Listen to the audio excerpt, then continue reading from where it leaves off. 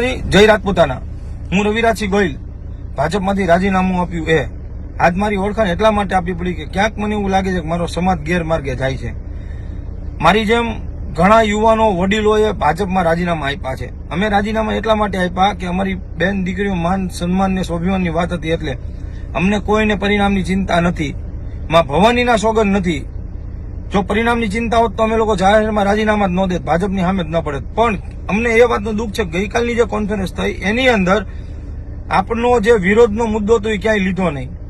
સૌથી પહેલા પ્રથમ મુદ્દો આપણે એ હતો કે આપને વ્યક્તિગત જ પહેલા વિરોધ હતો પરસોત્તમ રૂપાલાનો. ત્યારે આપણે એવું જ કહેતા હતા કે ભાઈ જો પરસોત્તમ રૂપાલાની ટિકિટ રદ થાય તો અમને કોઈ વાંધો નથી. પછી આપણે સમગ્ર ભાજપનો વિરોધ કર્યો. ચૂંટણી પછી પણ એક કોન્ફરન્સ આપણી એવી થઈ કે જ્યાં લગી પરસોત્તમ રૂપાલા ભાજપના કોઈ પણ હોદ્દામાં છે ત્યાં લગી અમને ભાજપનો વિરોધ રહેશે. તો ગઈકાલની જે કોન્ફરન્સ થઈ, માફ કરજો હું કોઈના વિરોધમાં નથી, પણ એમાં ક્યાંય એ મુદ્દો ન લેવામાં આવ્યો. ગઈકાલે ક્યાંય એવો ઉલ્લેખ કરવામાં ન આવ્યો કે આવનારી ચૂંટણીમાં પણ અમે ભાજપના વિરોધમાં રહેશું.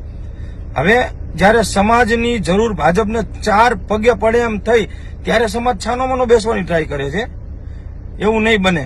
આપ વડીલો જો ભાજપનો વિરોધ નહીં કરી શકો તો અમે યુવાનો ખુલ્લીને ભાજપનો વિરોધ કરશું. ક્યાં લગી કરશું કે જ્યાં લગી અમારા સમાજની માગણી પૂરી નહીં થાય ત્યાં લગી.